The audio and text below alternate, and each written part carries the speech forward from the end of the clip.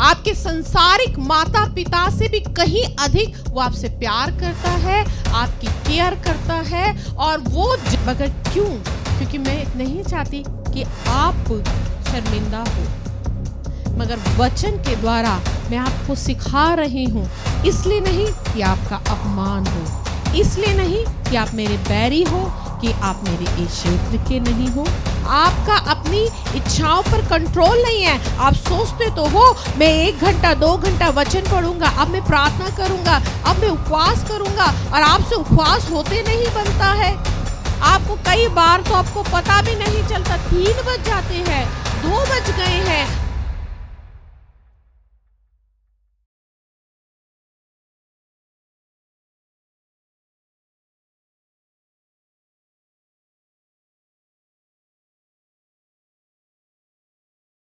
Third आ गया ना, वो यही आ गया। आप जब दौड़ते हैं तो तीसरा बैरियर आपकी दौड़ में क्या आ गया?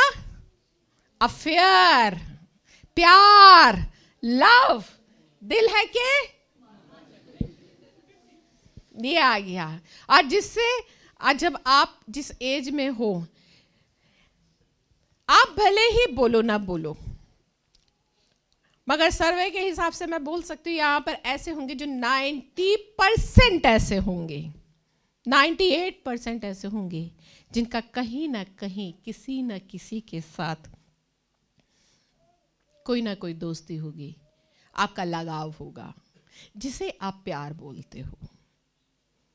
और जबकि ये प्यार नहीं होता है, आप याद रखिए, आप परमेश्वर के बेटे और बेटियां हो। अब आप ये बताओ, मुझे एक छोटा सा उदाहरण ही देके बताओ। आप 10 साल के, 12 साल के, 15 साल के, जब एक बच्चा पैदा होता है, घर में जब एक बच्चा पैदा होता है, तो क्या पैदा होते ही माता पिता उसका विवाह कर देते हैं, रिश्ता कर देते हैं? हाँ या नहीं? 2-4 लोगों के सर फिर रहे, जिनका है वो हाँ नहीं कर रहे, जिनका नहीं है वो हाँ कर रहे हैं, है? तो अच्छा ये बताओ, जब बच्ची पैदा होती है, बेटा पैदा होता है, उस समय ही क्या माता पिता उन बच्चों का रिश्ता कर देते हैं? नहीं। कब करते हैं?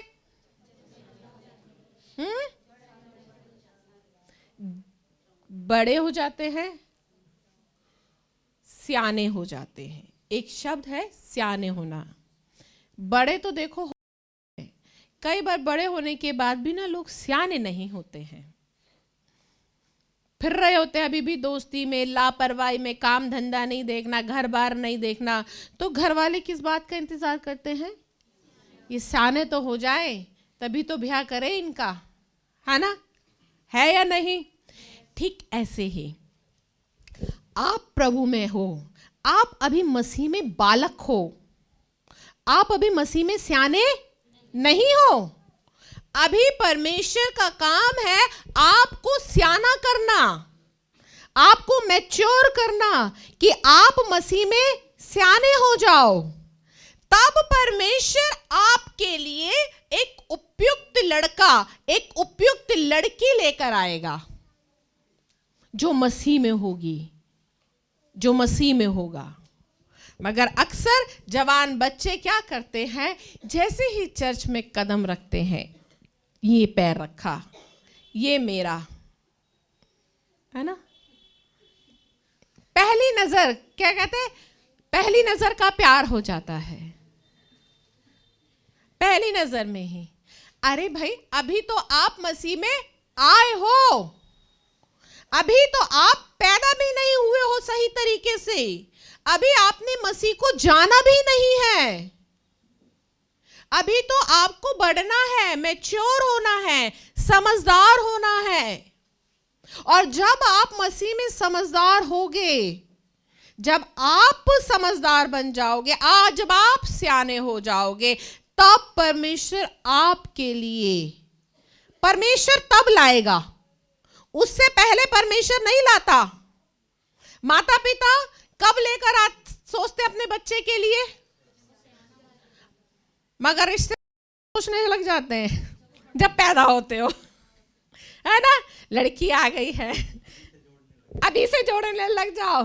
ये रिश्तेदार है, पड़ोसियों का काम होता है, बाहर वालों का काम होता है। घर वाले क्या कहते हैं? अभी तो सियानी हो जाए, अभी तो सियाना हो जाए, घर वाले ये बोलते हैं। मगर बाहर वाले को चिंता होती है, तूने चर्च में कदम रखा है, फटाक से तेरा कहीं ना कहीं तो दिल लगा दूं मैं, ताकि तू जिस दौड़ के लिए बुलाया गया है, ताकि तू जिस दौड़ के लिए बुलाई गई है, कहीं तू उसको पार ना कर ले। क्योंकि यदि तूने उसको पार कर ली ना, तो तू मुझे हरा देगी, तू मुझे डिफीट कर देगी, फिर मुझे तेरे पैरों के नीचे होना पड़ेगा। अभी तो मैं तेरे सर पर नाच रहा हूं, अभी तो मैं तुझे नचा रहा हूं। और यदि तूने अपनी दौड़ पूरी कर ली, जिस दौड़ के लिए तुम बुलाए गए हो, अगर तुमने उस दौड़ कर लिया ना, तो तुम शैतान को अपनी उंगलियों पे नचाओगे, वो तुम्हारे पैरों के नीचे होगा। प्रभु यीशु ने क्या कहा? तुम सी और नाक को कुचलोगे। देखो, मैं शैतान को स्वर्ग से बिजली की नाई गिरता हुआ देख रहा हूं। प्रभु यीशु मसीह ने हमें सांप और बिच्छुओं को कुचलने का अधिकार दिया। आज क्यों नहीं, आज जवान बच्चे क्यों नहीं उस अधिकार पर खड़े हो पा रहे? क्यों? क्योंकि कहीं ना कहीं उनका मन, जिसे वो प्यार कहते हैं, जिसे वो दिल कहते हैं, आज उनका दिल चोरी हो गया है। और वो चोरी प्रभु में नहीं हुआ, लगा लिया है कहीं ना कहीं। वो परमेश्वर की योजना नहीं थी, क्योंकि परमेश्वर आपका पिता है। याद रखो, आपके संसारिक माता पिता से भी कहीं अधिक वो आपसे प्यार करता है, आपकी केयर करता है, और वो जानता है कि मुझे कब इसके जीवन में एक सही लड़के को, एक सही लड़की को भेजना है। वो उस समय का इंतजार करेगा, और जब वो लेकर आएगा आपके जीवन में एक अच्छा लड़की और लड़का, तब आपका जीवन पूरी रीति से बदल जाएगा।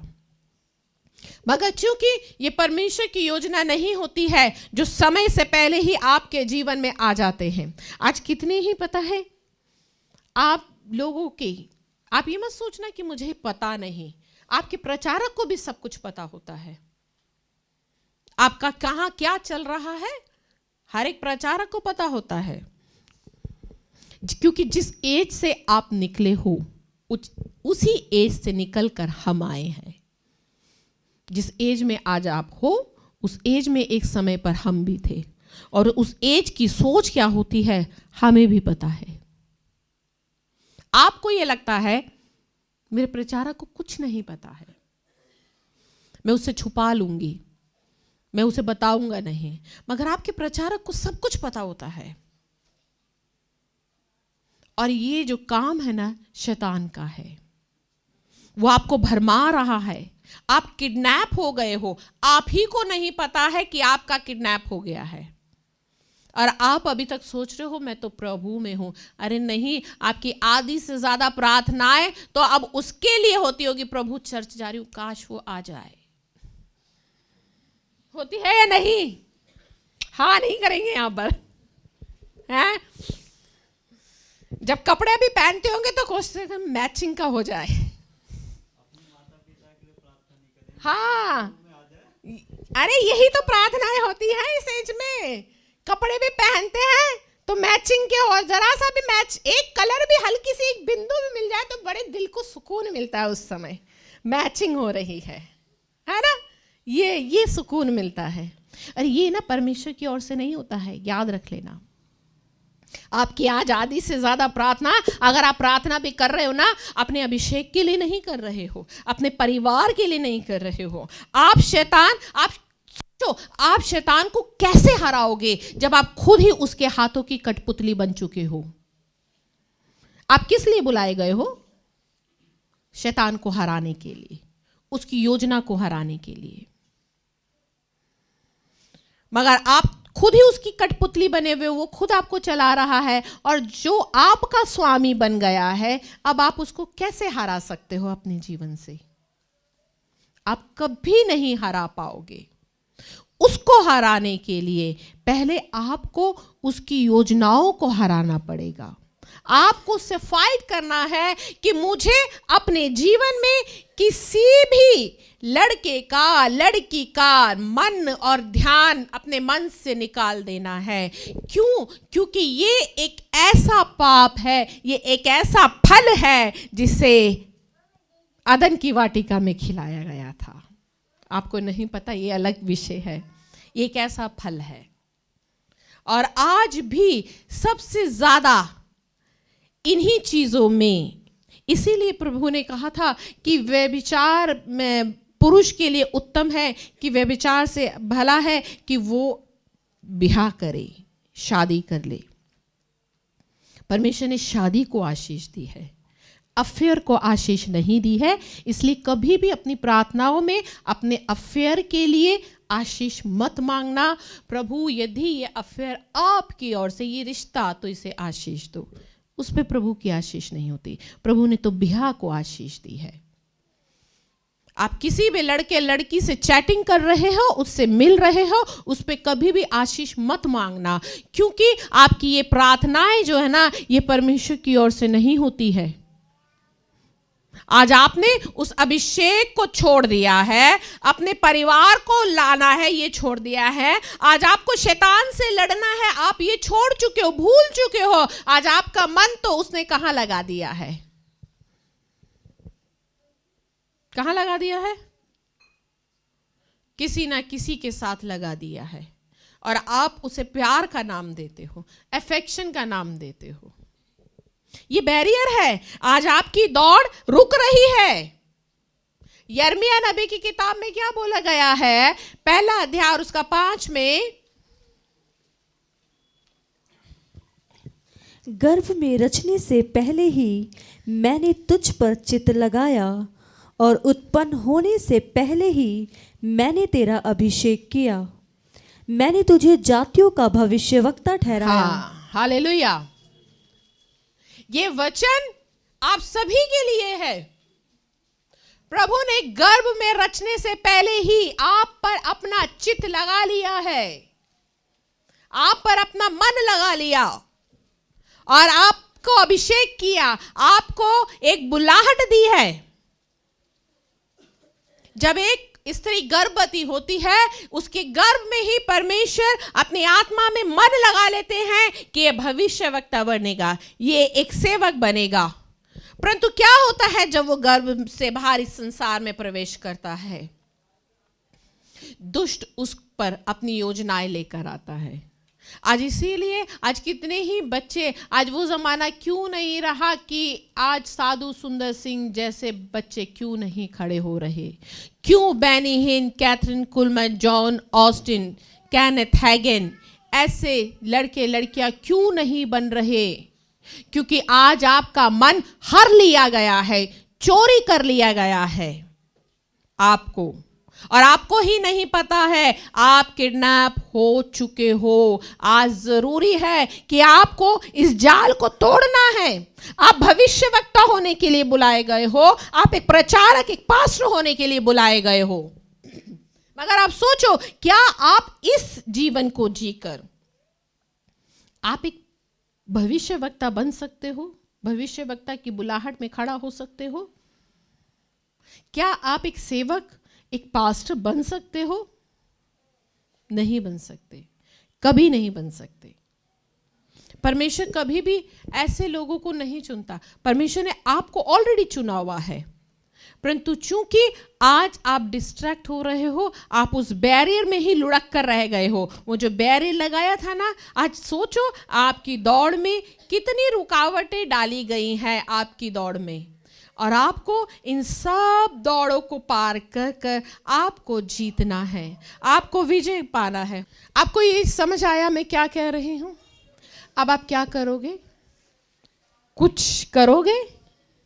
क्या करोगे? ब्रेकअप? हाँ, ये नहीं हो सकता। देखो, उसके लिए बहुत करी है ना? यही मन में आ रहा होगा, ये कैसी बात है? याद रखिए, अगर आप वास्तव में ही अपनी बुलाहट में खड़ा होना चाहते हैं, अगर आप सच में ही सीरियस हैं, आप वास्तव में आप सेवा में खड़ा होना चाहते हैं, शैतान का काम होता है लड़के लड़कियों को इस चीज में गिरा देना। हम एक चौथे बैरियर की तरफ जाएंगे, क्योंकि जब अफेयर आता है तब वो चौथा बैरियर लेकर आता है, और वो होता है एडल्ट्री का, व्यभिचार का। आज कितने जवान लड़के लड़कियां इस बैरियर में उलझ कर रह जाते हैं, हार जाते हैं, और उन्हें पता भी नहीं होता कि देखो हम तो व्यभिचार में। आप ये काम कर रहे हो, आपका मन किसी न किसी से लगा है। आप ये मत सोचना, अरे ज़्यादातर मैं आपको बताती हूँ लड़के लड़कियों का क्या, अरे हमने तो बस चैटिंग ही करते हैं। आप चाहे चैटिंग भी करो, मैं इस विषय पे पहले भी वचन दे चुकी हूँ। व्यभिचार सिर्फ वही नहीं होता है कि आप किसी को छू रहे हो या शरीर में कर रहे हो, परंतु व्यभिचार भी 3 तरीके से होता है। विचारों में भी व्यभिचार होता है, आँखों से भी व्यभिचार होता है, शरीर से भी व्यभिचार होता है, और आत्मा से भी व्यभिचार होता है। और जब आप इन सब चीज़ों को करते हो, मोबाइल आज आपको आँखों से व्यभिचार कराता है, और जब आप इन कामों को करते हो, आप किसी से दिल लगा लेते हो। आज कितने ही जवान बच्चे हैं, आप में से कितने हैं मगर क्यों? क्योंकि मैं नहीं चाहती कि आप शर्मिंदा हो, मगर वचन के द्वारा मैं आपको सिखा रही हूँ, इसलिए नहीं कि आपका अपमान हो, इसलिए नहीं कि आप मेरे बैरी हो, कि आप मेरे इस क्षेत्र के नहीं हो, परंतु क्यों? क्योंकि मैं चाहती हूँ कि आप उस प्रेम को जाने, आप उस प्रेम में बने जिस प्रेम के लिए आप बुलाए गए हो। आपको जिस बुलाहट के लिए बुलाया गया है परमेश्वर ने, जिस उद्देश्य के लिए आज ये यूथ मीटिंग रखी गई है, कि हमारा वो जवान, हमारे कलीसिया का जवान एक ऐसा जवान बने कि लोगों को हिलाने वाला, आत्माओं को लाने वाला बन जाए, आत्मा से भरा हुआ। जैसा परमेश्वर ने कहा, अंत के समय में अपना आत्मा सब जवानों पर उंडेलूंगा। काश ये कलीसिया ऐसी हो जाए कि जितने भी जवान यहाँ पर बैठे हैं उन सब पर पवित्र आत्मा उंडेल दिया जाए। परंतु क्यों आज आपका वो अभिषेक चोरी हो रहा है? आपको नहीं पता। हालेलुया। चौथा बैरियर आता है व्यभिचार का। आपको नहीं पता कि ये व्यभिचार आपको नाश कर रहा है। अगर आप नीति वचन की किताब निकालेंगे, नीति वचन की किताब और उसका 7वां अध्याय कंप्लीट अगर आप पढ़ेंगे ना, 7वां अध्याय, तो 6ठा 7वां अध्याय इस विषय में बोला जा रहा है।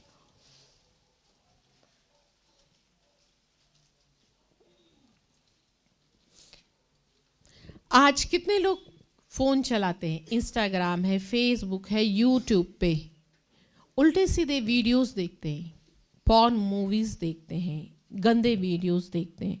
ना सिर्फ देखते हैं बल्कि उनको शेयर भी करते हैं। बड़े अफसोस की बात है, कलीसिया में आप आते हैं, आप सच्चे परमेश्वर को जानते हैं, आपको मालूम है आपका परमेश्वर, जिस परमेश्वर की आराधना आप करते हैं, वो कितना पवित्र परमेश्वर है, कितना पवित्र है। उसके सामने, उसके सम्मुख एक हल्की लेश मात्र भी अपवित्रता को वो बर्दाश्त नहीं करता, और वो भी व्यभिचार का पाप जिसे वो बिल्कुल भी माफ नहीं कर पाता, बर्दाश्त नहीं कर पाता व्यभिचार को। और जो आज जवान लोग मोबाइल के थ्रू कर रहे हैं। और दूसरा आ जाता है जब वो किसी के साथ संबंध में होते हैं। आप याद रख लीजिए, जब आप किसी के साथ संबंध में हैं, आप विचारों में व्यभिचार कर रहे हैं। ध्यान दे लें, विवाह से पहले यदि आप किसी के साथ संबंध में हैं तो आप व्यभिचार का पाप कर रहे हैं।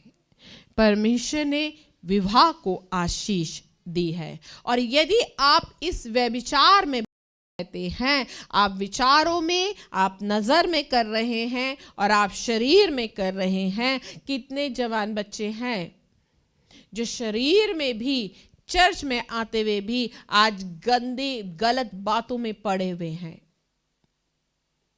बहुत से हैं जिनका बस अपने शरीर पर, अपनी इच्छाओं पर नहीं है। आपको परमेश्वर ने आत्मा दिया है कि आप उसके द्वारा विजय हासिल करो, परंतु आज आप खुद हार रहे हो। वचन को निकालेंगे, नीति वचन की किताब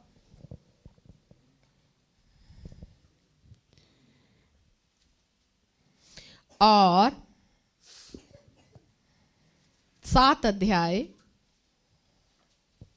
और उसका 6, 7, 8 और 9 पढ़ेंगे।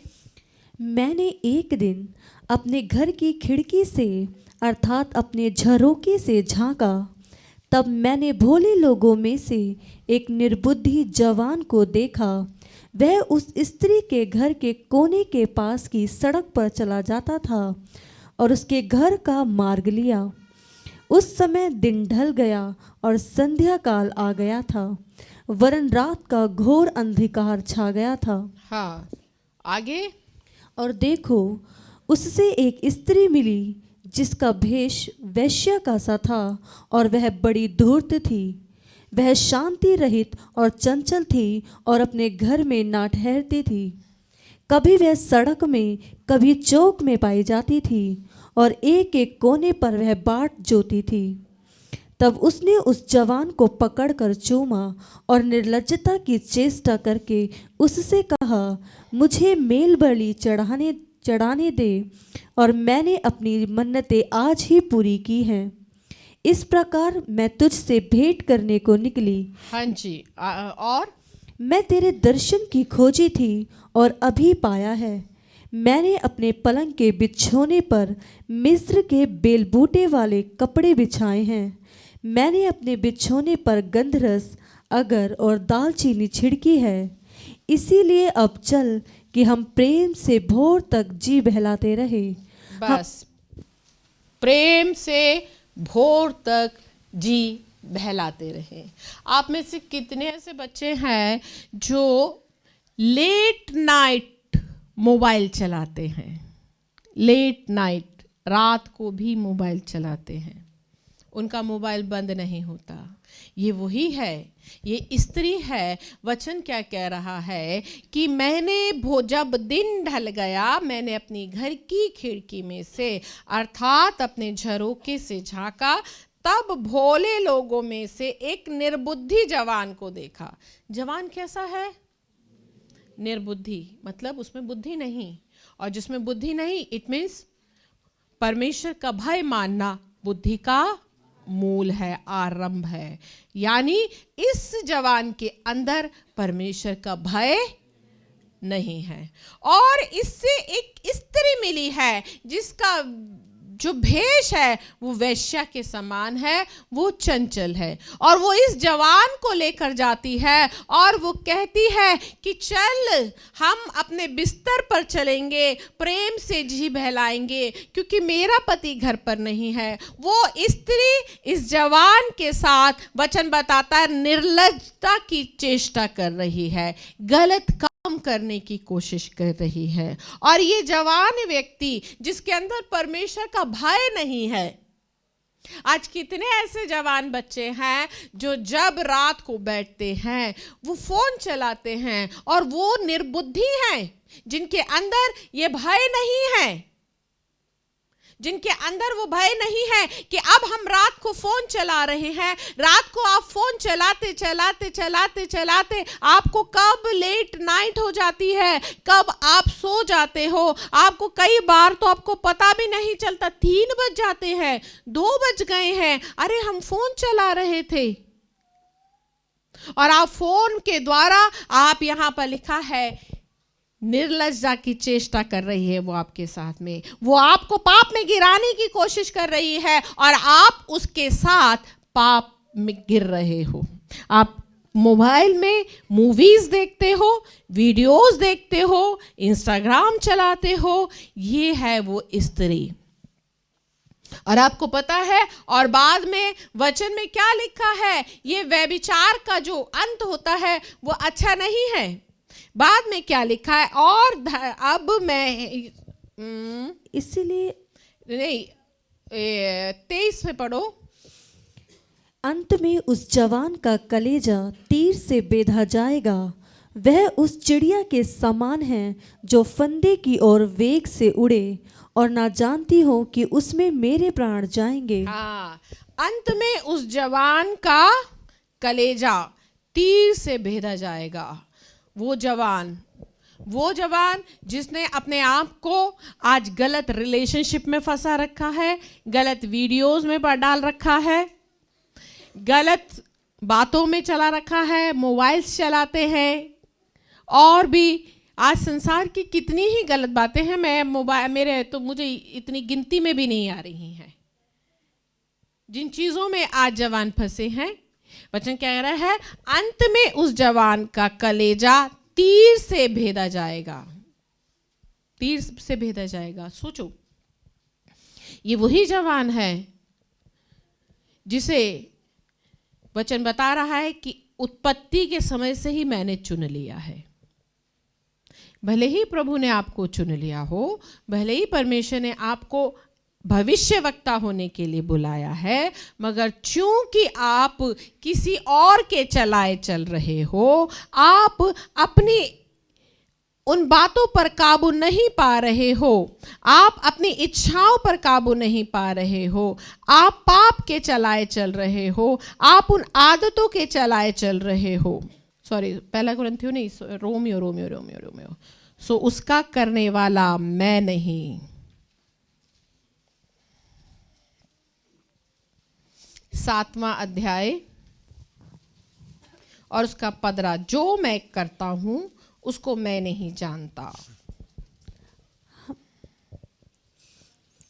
15, जो मैं करता हूं उसको नहीं जानता, क्योंकि जो मैं चाहता हूं वह नहीं किया करता, परंतु जिससे मुझे घृणा आती है वही करता हूँ। यदि जो मैं नहीं चाहता वही करता हूँ, तो मैं मान लेता हूँ कि व्यवस्था भली है। तो ऐसी दशा में उसका करने वाला मैं नहीं, वरन पाप है जो मुझ में बसा हुआ है। वरन पाप है। यानी आज अगर आप उन कामों में फंसे हो, आप गलत संगति में हो, आप गलत वीडियोस देख रहे हो, आप चाह रहे हो अफेयर से अलग होना, आप अपने अफेयर को, आप चैटिंग को बंद नहीं कर पा रहे हो, आप अपने गुस्से पर कंट्रोल नहीं कर पा रहे हो, आप गलत वीडियोस को, आप एडल्ट्री को अपने जीवन से अलग नहीं कर पा रहे हो, तो इसका करने वाला आप नहीं, वरन पाप है जो आप में बसा हुआ है। इट मीन्स आपके अंदर पाप बसा हुआ है, पौलुस बोल रहा है। और आप जरा सोचिए, यदि आपके अंदर पाप बसा हुआ है तो आप क्या ठहरे? पापी बने या नहीं?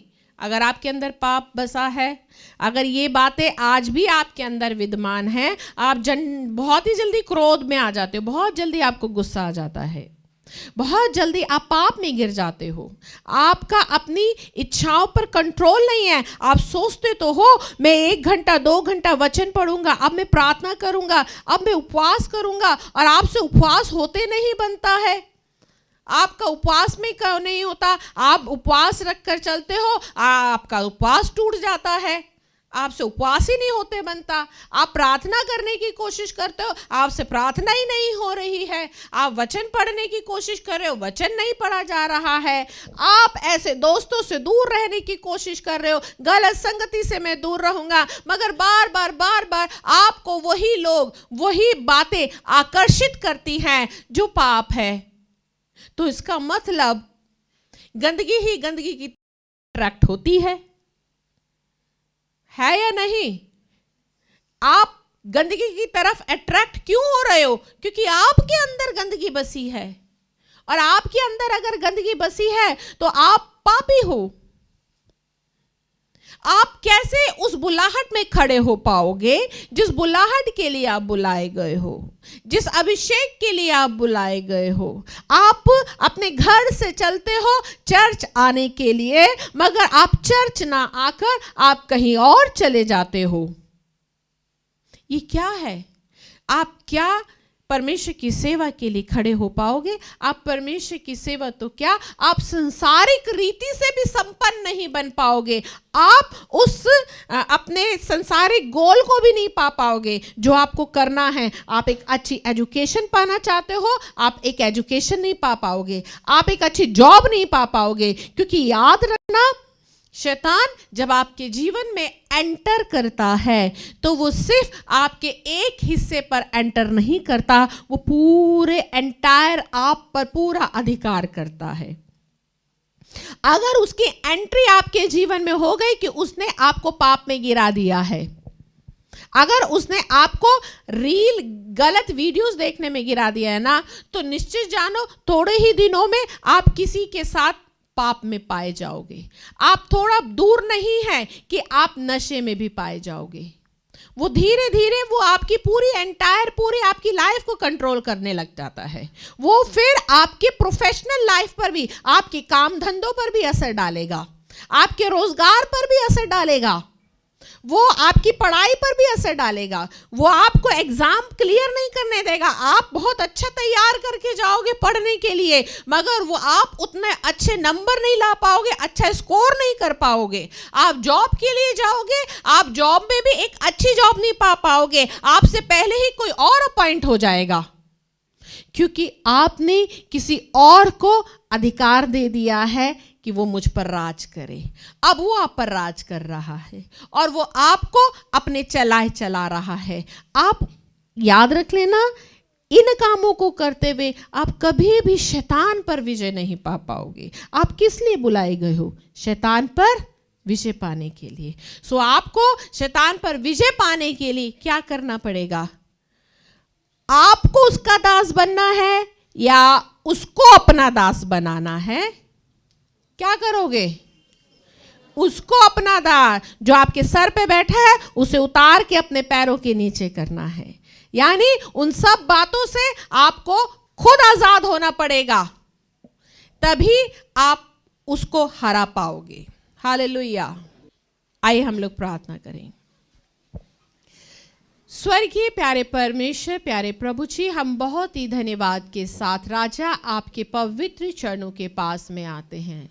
मेरे प्रभु, मैं आपको धन्यवाद देती हूँ आपके सुंदर अनुग्रह के लिए, और मैं ये विश्वास करती हूँ कि आज इस वचन के द्वारा पिता आप अपने बेटे बेटियों से बातें कर रहे हैं। ये वही बच्चे हैं पिता जिन्हें आपने इनकी माँ के गर्भ से चुना है। आपने इनके जीवन में एक बड़ी बुलाहट को रखा है, एक बड़ी सेवा को रखा है, ताकि ये आपकी बुलाहट में खड़े हो सके, उस बुलाहट के भागी बन सकें जिसके लिए आपने इन्हें चुना है।